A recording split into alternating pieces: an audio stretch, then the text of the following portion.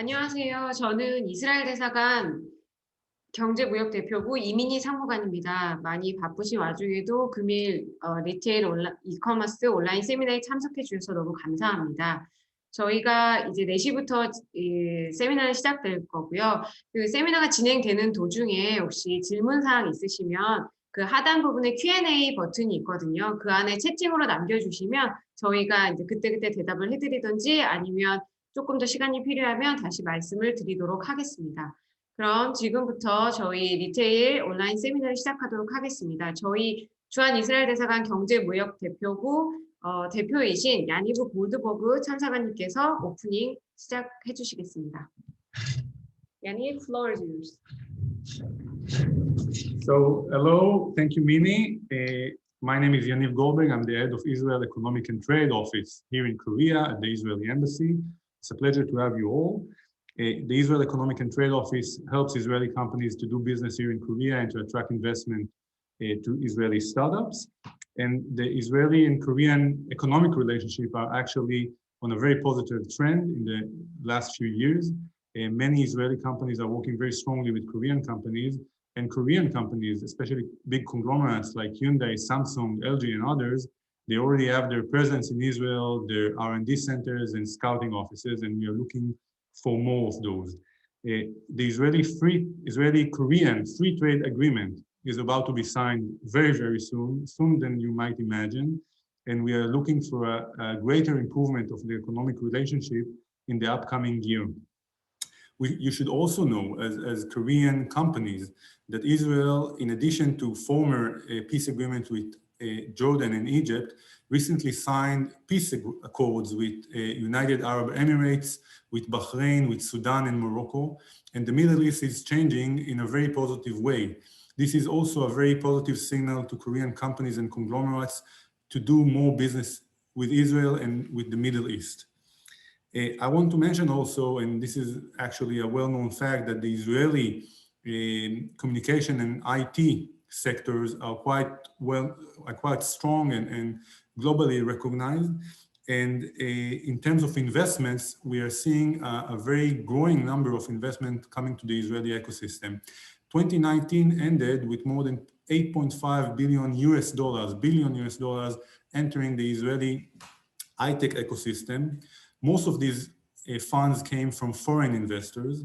And actually, despite Corona, or nevertheless, the fact that we had a Corona year, 2020 is going to end in a record number of investment going to the Israeli market, nearly $10 billion to the Israeli ecosystem. So this is definitely show you a growing trend of investment into the Israeli ecosystem. And this is also reflected by the number of multinationals opening their R&D centers and technology presence in Israel. As I said, Korean companies are doing the same. As for the retail industry, I think that today's event is going to show you, or going to give you a good example of the finest Israeli retail tech and e-commerce companies here in Israel. Some of them are actually aiming at the Asian markets, in Korea specifically, quite strongly. And I really recommend that you will be engaging with them after this webinar, and we would love to support this engagement. I would like to thanks again to the Israeli companies joining us today, also to Red Dot Capital, the Israeli VC that is partnering with us for this event and for others, I hope. And I would like also to thank Ms. Mini Lee for my team for arranging that. And I hope you will have a fruitful event today, and 감사합니다. Thank you.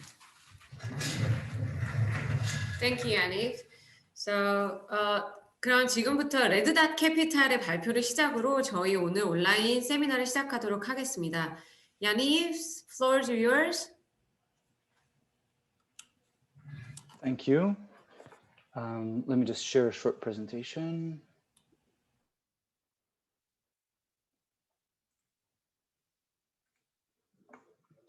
There we go. So good morning, everyone.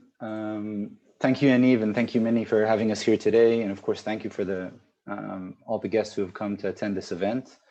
My name is Yaniv Stern, and I'm a managing partner at Red Dot Capital Partners. A few words about us. Red Dot Capital Partners is an Israeli-based expansion and early growth stage fund, which has strong ties to Asia.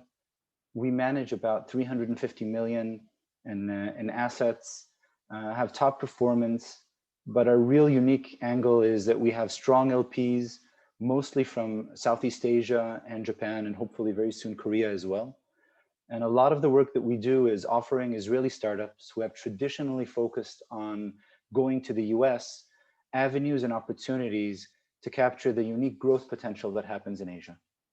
We're a generalist fund, so we focus on TMT sector and on classic Israeli areas of excellence, enterprise software, e-commerce, retail tech, cybersecurity, etc. And we have done quite a lot of work helping our companies find the appropriate partners and customers globally, but particularly again in Asia. We traditionally look for a small number of LPs, and together with them, we work with their portfolio companies, helping them not only find good usage for the technology that we've invested in, but also helping them find within the Israeli ecosystem, which is pretty big and growing fast, other companies and technologies that can help them grow. In order to do that, we really don't have a large number of investors. We have a small number of active investors, and that has been our modus operandi until today. So just a few words about the e-commerce and retail tech space to give you context before we have these three companies come and present. So the most important thing to understand is that the e-commerce and retail tech space in Israel is expanding very fast. And when we look over the last 3 years, we can see that year over year, the growth in investments into the space is growing at almost 30%. It is important to understand that when you look globally, about 12% of all global investments in e-commerce and retail tech have been in the Israeli ecosystem, which shows the huge potential that's here. And we expect this percentage to continue growing as a lot more innovative technology comes out of Israel. For us as investors, if traditionally Israeli ecosystem was always around telecommunications and cybersecurity, e-commerce and retail tech is no less than 10% and probably even higher than that. These numbers seem low just because of categorization. And so this is a major area of focus for us and an area where we see a lot of innovation in many directions. The three companies that are coming to speak in front of you today, I think as Yaniv said, are some of the finest in the Israeli ecosystem.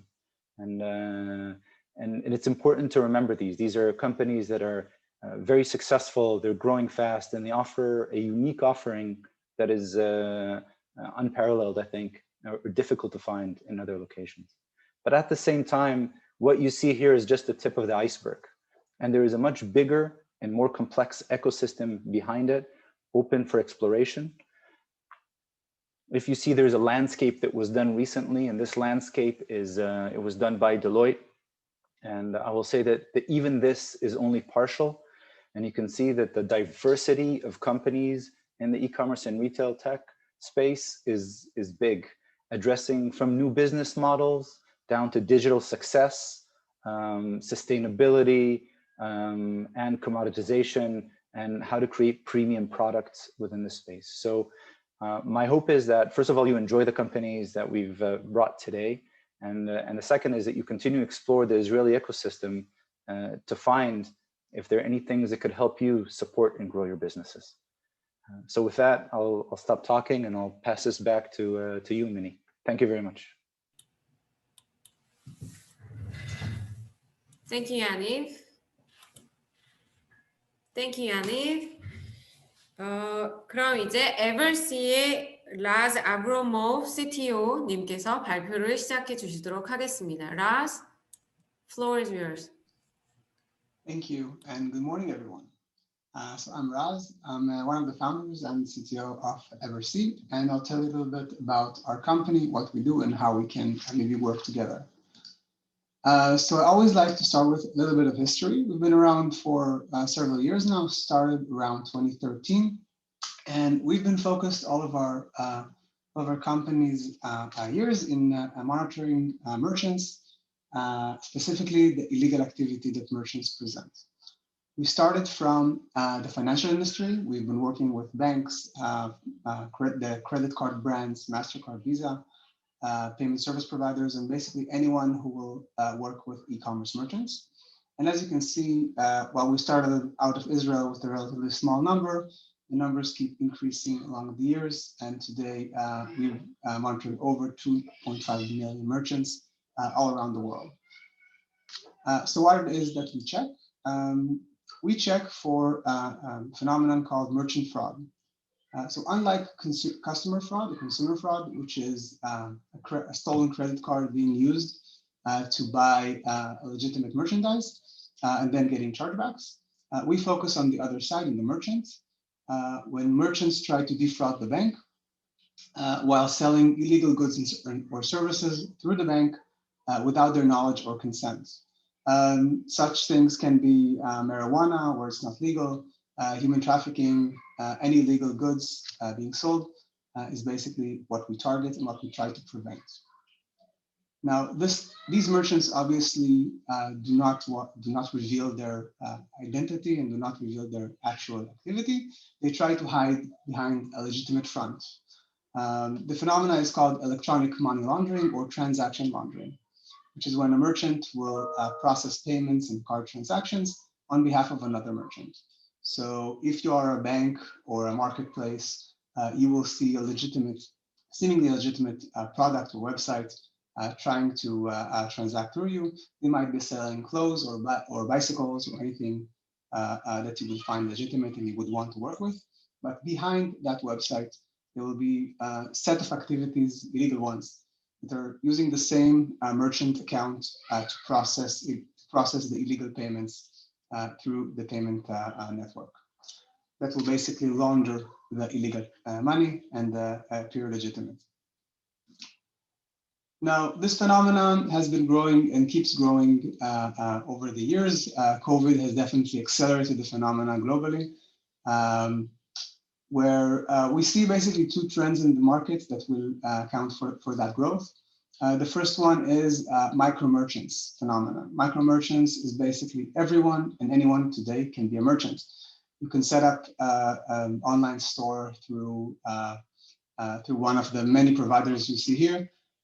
And with very minimal due diligence and friction, you can start selling your products and services online.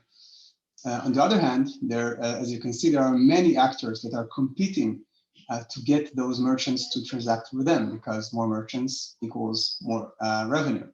And that means the competition has lowered significantly the amount of due diligence that these companies can do when you join their network.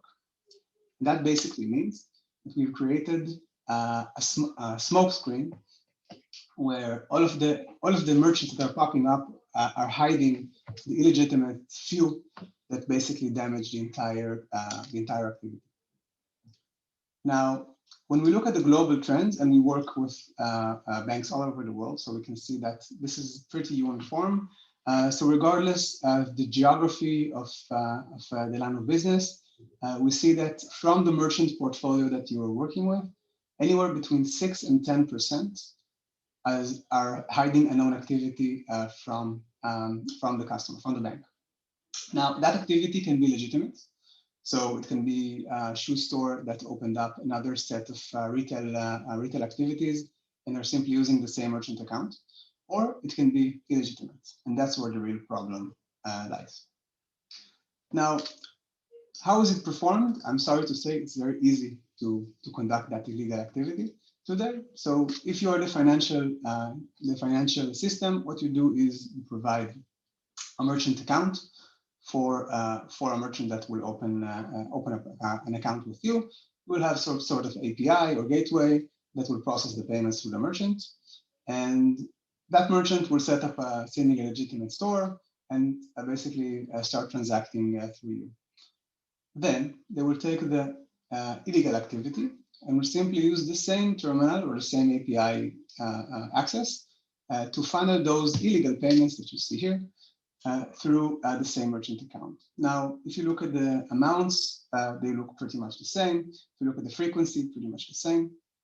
you will have to go and find that illegitimate merchant and connect it to the legitimate activity in order to find that connection. Otherwise, you will be blind to it. Now, how can we solve such a problem? So basically, we went and we said, okay, if we want to find all of the illegal merchants in the internet, we have to start by scanning all of the internet. Now, this was the internet a few years back when we first built the dashboard. It was around 225 million websites that we covered. And today, it has increased quite a bit. This is actually from this morning. I extracted a new screenshot. This is, we're currently monitoring 616 million websites globally. Okay, and you can see what we do with these websites basically is we crawl each and every one of those websites, we analyze it, and we classify it into its line of business. So we check if the website is what the website is selling, which products, which services, which price levels. So we basically can tell you if the merchant is selling bicycles and if they're selling bicycles in the correct amount, if they're selling Louis Vuitton or Gucci or Prada, and if it's counterfeit or if it's a legitimate merchandise, or if it engages in any of the illegal activities that are illegal in certain areas of the world, such as selling of adult content, webcoms, debt collection. You can see the list here, and the list is of course very long. We have hundreds of categories that we cover. Now, how do we do all of that nice things?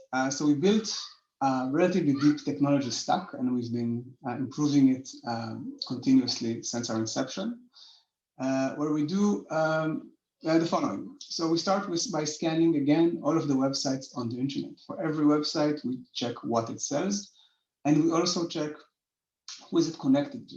So we extract any item in the website that can connect it to the outside world. That information can be company names, email addresses, who owns the website, who registered the domain, basically anything, any connector that can connect it to the outside world. To some of those websites, we also do deep crawling. So we would go and we will simulate the purchase process in every retail store that we target. And basically, we do that automatically. So we take a product, we add it to the cart, we do the entire checkout process completely automatically in order to get to the payment environment and to check who is the website transacting through. On top of that, we take our business logic that we've built with in our work with the card brands, and we establish basically the solution that enables us to connect the legitimate merchants to the illegitimate merchants through those digital fingerprints. So we've built the solution. Again, it's been running for quite some time, and then work with with a lot of global actors such as Amazon and Intuit and Alibaba and many more in the world. And 2 years ago, we've received some reaches from marketplaces that said, listen, you monitor the internet, but we have a similar problem with our products. We have people uploading products to be sold on marketplaces, and we want to check the legitimacy of those products. So for example, if I'm a merchant and I upload Advil to a US website, it might be okay for me to sell, it might be not, it depends on the dosage. If I upload a Gucci bag, it might be a legitimate one and it might be a counterfeit. And given the large numbers that these marketplaces have encountered, they were unable to check for the legitimacy of each and every product. So we basically built or adapted our technology to be able to monitor the individual products within those marketplaces. So what we do is we scan each and every product that enters the marketplace. We check for the validity and the legality of that product. We do one further and we check for that legitimacy with regards to the specific region that this product is being sold to. So a product that is legal in the US is not necessarily legal in Europe or in Asia. And we can basically slice and dice the regions of these products and check for legitimacy of each one. For example, in pharmaceuticals, you have different regions where different products are allowed over the counter, and some others that require prescription. Marijuana, and that's a relatively hot topic right now, is legitimate in more and more regions, and some others you still cannot sell it online. So we basically presented that solution about 2 years ago, and today we scan billions of products each year, and we check for the legality of each one. So basically, this is our two solutions. If you work with merchants, sellers that are acting online, we can check for the legitimacy of those merchants. We basically check their digital identity, digital ecosystem, and we can tell you if that merchant is hiding illegal activity or isn't. You can build a better profile, better risk profile for that merchant through our systems. If you work with products, we can work with market view, which is product focused, and then we will actually monitor each and every product that you are working with, and we tell you if that product is allowed or disallowed, and you can sleep much better at night. Thank you all. Are there any questions at this point?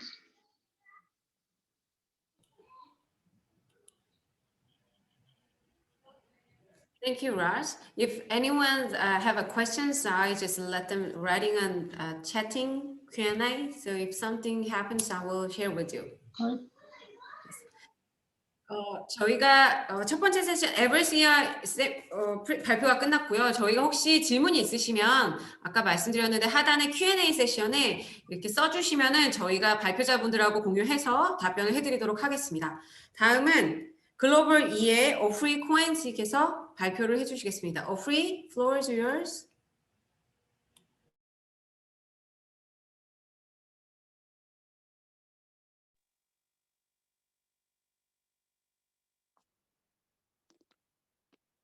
Hello, everyone.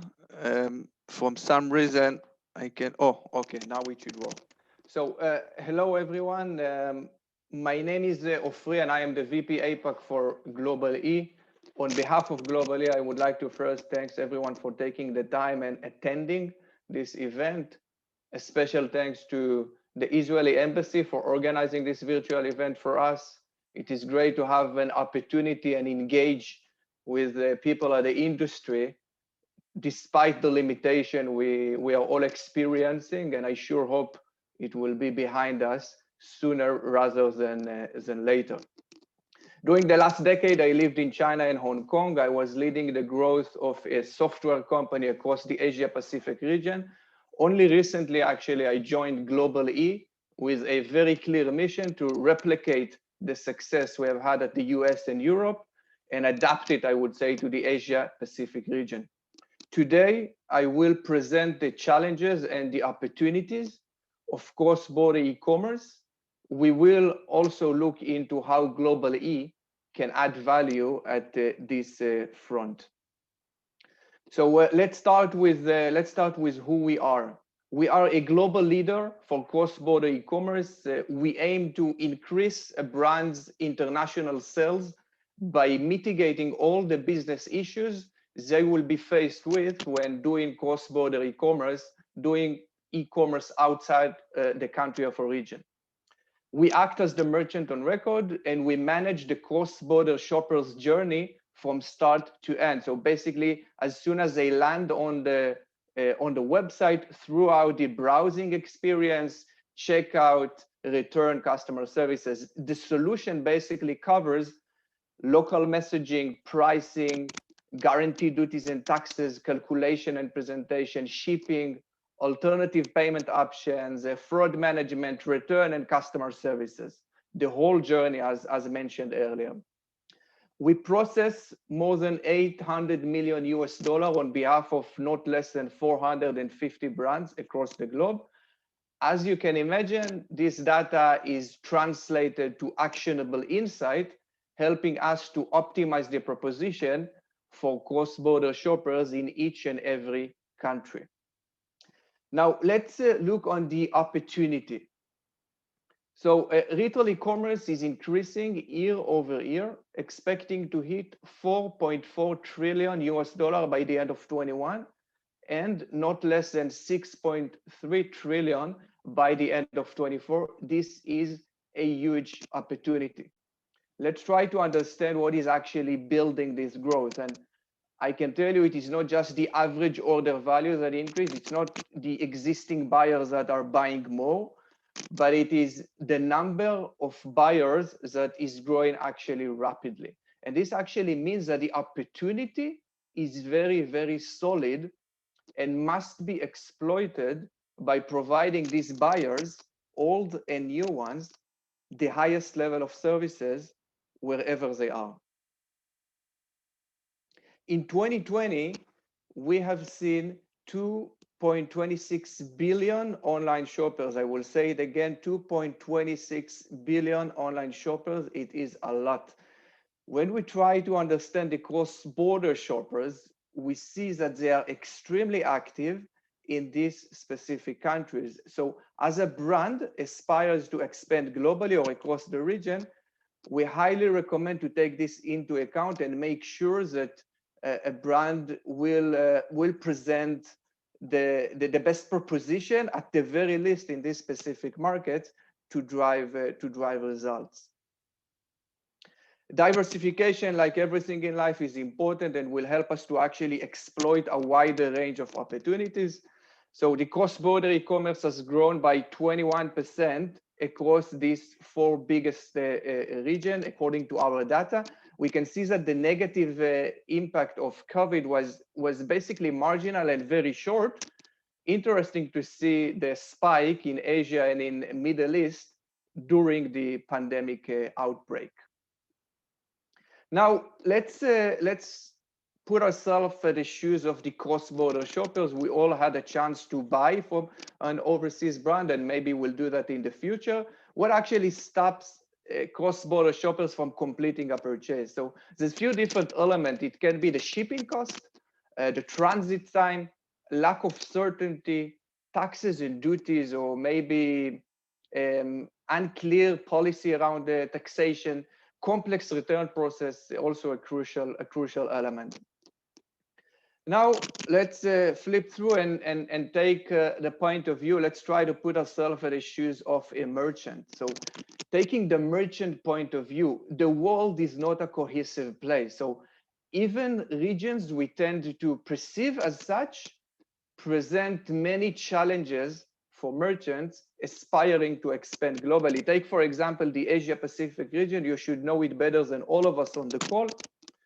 There's many different countries, legislation, culture, language, currency, and it is a huge challenge. How can you actually build a proposition for each specific country? Even the Eurozone that we tend to perceive as cohesive will have might have different currency, definitely different trends and behavior in each country, different local festivals that we need to address. So a variety of countries actually means many different attributes: messaging, currency, taxes, shipping options, payment methods, to name a few. And we have to make sure that we have the ability to execute rules and strategies in each specific market, in each specific country. Now, it is very easy to say, not easy to do. So mitigating these business issues requires knowledge, experience, and tools. An organization, more often than not, will not have in-house. So we must be on top of the changing trends and regulation. We need to understand the cross-country treaty. Otherwise, it will significantly impact the bottom line. So it's really a combination of technology, experience, and knowledge that we have to possess and make sure that we are on top of things. So the key factors actually for optimizing cross-border e-commerce sales. Just to set the scene, the cross-border shoppers are excited to buy from an overseas brand, okay? So they might not have this brand, the items they aspire to buy, they might not have it in the country where they live, or if they have it, it might not be that accessible. So they want to buy from overseas. still they want to have a local experience. And we have briefly discussed the business issues a brand will be faced with trying to actually provide this local experience. We will now unfold each of the issues presented earlier and see how the solution looks like. So we briefly discussed messaging. You can see that the site, in most cases, I will say, does not have to be fully translated. You will be surprised to hear that some brands that have fully translated their site did not actually generate the expected results, mainly because there's many different attributes and elements that impact the cross-border shopper's journey. And sometimes it might not be the fact that the site was not translated.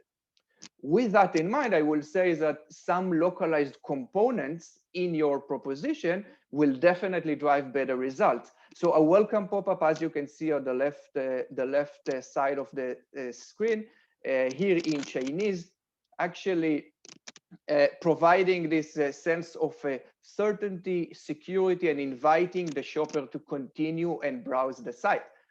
We can also use a banner to push localized incentives and promotion in specific destinations, as you can see on the right side of the screen.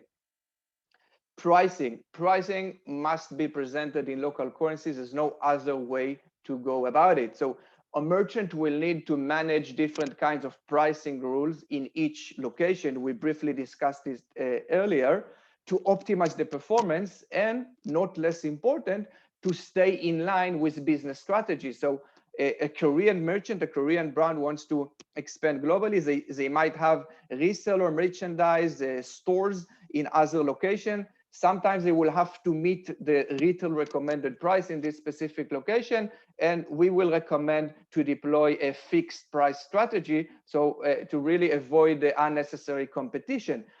Where they don't have a retail recommended price they have to meet, we can deploy a dynamic strategy using a coefficient mechanism to subsidize shipping or taxes and duties or only one of the items, and by doing so, really driving the best result in each and every country. The checkout is a critical element in the buying journey. It must be as localized as possible. Here, I would say, including the language. According to our experience, many shoppers are willing to browse and review products in a foreign language, but when they reach the checkout, when they hit the checkout, they would like to feel at home, and we should enable them to feel at home. Shipping proposition are also a critical component in the proposition and must be addressed properly, at the very least in key markets. So it is not only that the shipping price needs to make sense to the total cart value or to the item purchased, it also has to be in local currency, and we have to make sure that we can get access to the most common and effective carriers in each location, because eventually it is a major component in the proposition, and we have to be the best at what we do. So taxes and duties, briefly discussed earlier. We have to provide full transparency around the taxes and duties. I think the best way to do this is either to present landed cost at the checkout or to build taxes into product price. We come across a lot of merchants today that in a way neglecting this challenge, and they will be faced with a lot of complaints and dissatisfaction, and I have to say justified dissatisfactions, where cross-border shoppers actually forced to release items from customs themselves. Even if they do so, they will not come back to buy more. So we have to tackle the taxes and duties at the highest priority. Popular payment options will definitely enhance the localized experience and will help us to drive better results. Just to underscore something we have mentioned earlier, so the cross-border shoppers wants to buy overseas, but they would like to run a transaction through a local bank. And here we are taking all the hassles of exchange rate, acquiring fee away from the cross-border shoppers, and as you will see, also away from the merchants. Return process is crucial actually to drive trust and provide certainty. Make no mistake about it, cross-border shoppers will review the return policy, and it is an opportunity for the merchant, for the brand actually to engage with them and give them a sense of certainty. Even if a cross-border shopper ends up actually returning an item or two, as long as it was a seamless experience, they will come back to buy more. The sales cycle is not finished when once they have completed the purchase. It also during the times that they are actually allowed to return an item. So the key is deep localization, setting the exact optimal proposition for each and every market. GlobalE takes all the pains of doing cross-border e-commerce away from the merchants, away from the brand, I would say, logistic and finance functions. What's important to mention here is that regardless how many markets we operate, the B2B transaction between GlobalE and the merchant will be executed in one single currency that fits the merchant's financial sheets. So by doing so, we're actually taking all the pains away, allowing the merchant, the brand, to focus on what they do best: content, design, strategy, marketing, taking all the cross-border e-commerce operation to us. That will be the last slide presenting to you today. I will just mention that we are very happy to support the world's most iconic brands. We take pride in helping them to improve the proposition for its cross-border shoppers. And by doing so, as you can see the numbers, by doing so, we generate a significant contribution to their bottom line. And this is actually the why behind our existence. So thanks again for taking the time listening, and I would love to answer questions if any. Thank you, Ofri. 네, 저희가 두 번째 발표까지 마쳤는데요. 혹시 질문 있으시면 밑에 Q&A 세션에 써주시면 되고요. 저희가 이제 마지막 그 사이트 발표만을 남겨두고 있습니다. 사이트 발표 마지막 정도에 저희가 폴을 띄울 거예요. 혹시 그간에 이제 발표 들으셨던 것 중에 더 궁금한 내용이 있으시거나 아니면 미팅을 필요로 하시는 부분이 있으시면 그 폴에서 선택을 해주시면 저희가 추후에 제가 연락을 드리고 좀 스케줄을 잡아서 자세하게 미팅할 수 있는 자리를 만들도록 하겠습니다. EITO, so floor is yours. Thank you very much. First of all, thank you very much for inviting me to speak today. I feel very honored. We're actually working quite a lot with the South Korean market, and we really love working with the companies from the region, and specifically from South Korea. And today I'm really going to speak with you about the future of e-commerce. The future of e-commerce, as we see it at Syte, is really connecting with the customer on a very personal level, using very cutting-edge technologies such as visual AI. We believe at Syte that customer experience is a very high-level buzzword, and if you break it down and really look at the gateway to customer experience, we see that eventually every customer, whatever they do, eventually they're coming to see a product, they're coming to shop a product. And for that reason, at Syte, we're looking at how can we make this first impression and afterwards help customers really go through the funnel and discover products that are relevant to them using our NLP, our visual AI technology, and other technologies like, for example, hyper-personalization that I'm going to speak about very soon. Syte is a company that is backed by 3 funding rounds. We raised $71 million to date. We own 9 patents in computer vision. Our CTO is a nuclear physicist from Switzerland, from the CERN labs, and he actually sits in Switzerland with his team and continues to develop the algorithm that sits at the at the bottom of the product that we've created. And with that in mind, we were actually able to create a solution that works for retailers with a very high accuracy of 95% to really give people recommendations that are highly relevant for them. And as you can see below, some of the brands we're working with are companies like Prada, Farfetch, Nike, Forever 21, Boohoo, Fashion Nova, the Beers Group, the largest diamond company worldwide, and many others. Among them, of course, are also South Korean companies like, for example, Muchinsa, Wizwid, Trendy, and also Bucketplace. So we know that there's a lot of inspiration coming from social media. We know that also 4 billion people are spending around, on average, 2.5 hours per day on Instagram, Pinterest, Snapchat, TikTok, Facebook.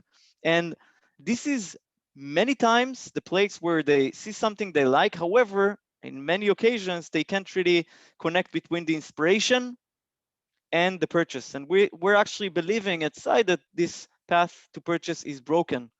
People see something they like, where sometimes the journey starts, and then they need to go and comment on something or ask for a link because they have no ability to do that. So that's really the first place where we come handy to shoppers. And we, like I said, believe that really the product discovery is really this gateway that allows you to allow end shoppers go through a more user-friendly funnel that will eventually increase your engagement rates, your client lifetime value, loyalty, the conversion rates, and the average order value. So when we look at the whole journey, Syte will meet every customer in a very personalized manner in every step of the way, whether they start on the home page, on the product listing page, on the product detail page, afterwards in the checkout. We will be there with many of the tools that we work with that I'm going to show you in a few seconds, in order to really engage them and make them feel that the store they're just visiting, whether it's on an app, on a website, or even in the store, that the business really understands them. And this is what we offer. So we offer a complete platform, and we have 3 different suites within this platform. We have the visual discovery suite, everything that is visual on the website using visual AI technology and hyper-personalization technology to drive more personalized recommendations. Hyper-personalization combining behavioral data and deep tags. Deep tags meaning understanding really what every image means in terms of the attributes that describe the item, right? So understanding that this is not only a jeans, but that it has 2 pockets, that it has a certain length, that it's scratchy, that it's a high-waisted.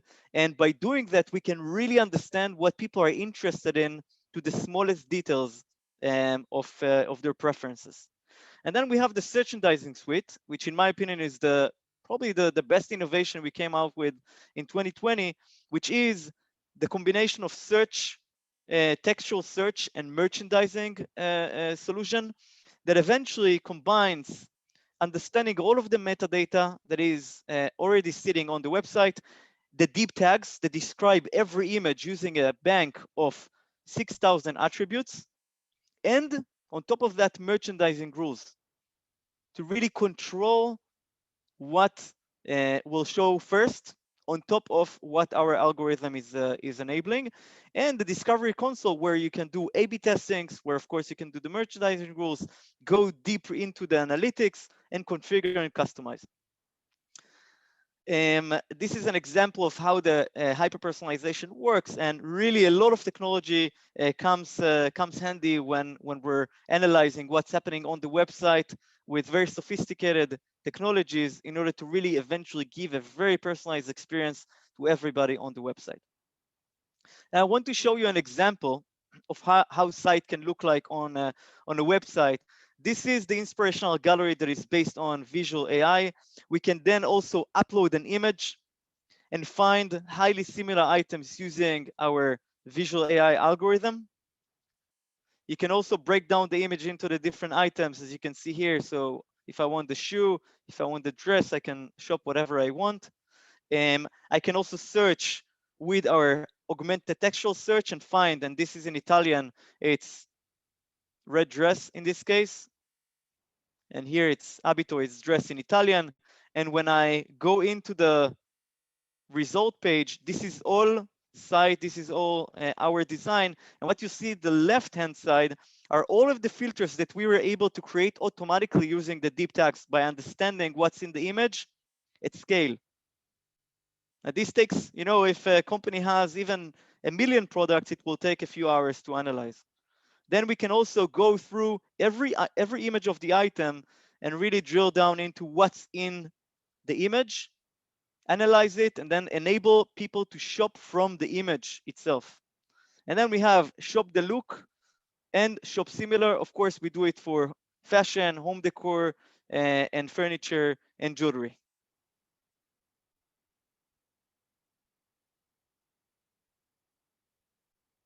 So in this case, for example, what we saw was for this client, excuse me, what we see here is a CVR uplift of 168%, higher AOV of 17%, and an uplift in average revenue per user of 415%. This is something, of course, I cannot disclose the name of the client, but for you to understand the impact that site can have on a company that we're working with, I wanted to show you a screenshot of one of our dashboards, the e-commerce metrics dashboard.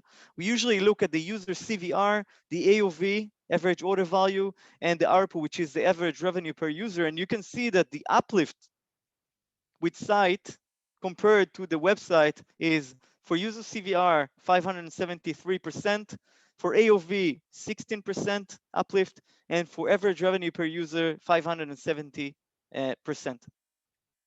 Just before we finish, I want to show you one example here from Wizwid, which is of course a client from Korea. When I'll upload an image, it will instantly find me all of the relevant items. Now, when I'll click on one of the results here, it will open up the page of the item, and you can probably understand that when I'm getting these really personalized and visually similar recommendations, and I can continue discover the product the way I want, right, as a customer in a very friendly way, this is highly important in order to increase the conversion rates, the average order value, the engagement, and the loyalty, and eventually the client lifetime value of the customer in these cases. Lastly, I want to show you how we work also with home decor. We also do jewelry, but we cannot, of course, go through all of the examples. So for instance, in this case, we break down the image into what we call shop the room.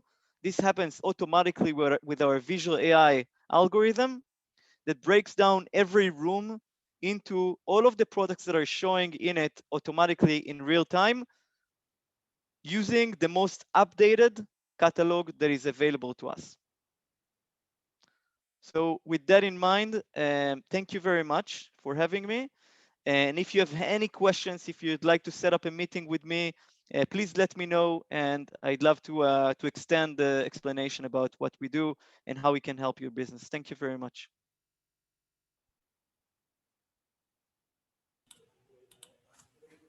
Thank you, EITO. Thank you. 네, 저희가 준비한 발표는 오늘 여기까지 다 끝이 났고요. 혹시 저희가 폴로도 이제 말씀을 드린 것처럼 혹시 발표 보시고 이스라엘 회사에 대해서 조금 더 관심이 있으신 분들은 폴로 신청을 해주셔도 좋고요. 혹시 제 연락처 있으시면 저한테 따로 연락을 주셔도 좋습니다.